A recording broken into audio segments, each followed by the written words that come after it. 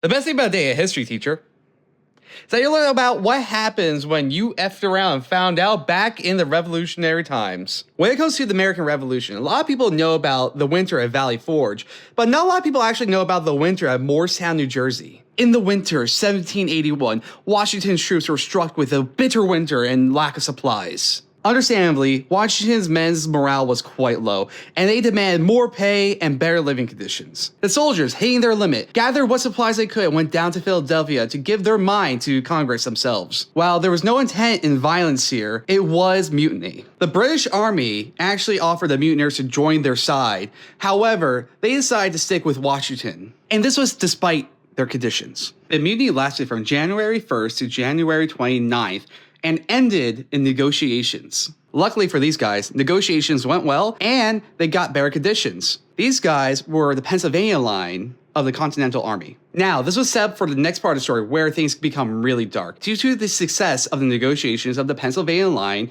it emboldened other regiments to rebel. The New Jersey line mutinied. Of course they did, because it's New Jersey. Unlike Pennsylvania, things did not go out well for them. Much like the Pennsylvanians, the New Jerseyans went to their capital to make their protest happen. George Washington himself wanted to step in and end this mutiny trend. He ordered for the roundup of the mutineers and execution of the two ringleaders. Once the mutineers were found, the two ringleaders were executed on the spot by the other mutineers. The mutineers did not do this on their own free will. They were ordered to do this by firing squad to the ringleaders, and after the deed was done, they left the army. The highs were really high in the Revolutionary War, but the lows were really low. There's so much more to be said about this, but not enough time. Let me know if you would like to hear more.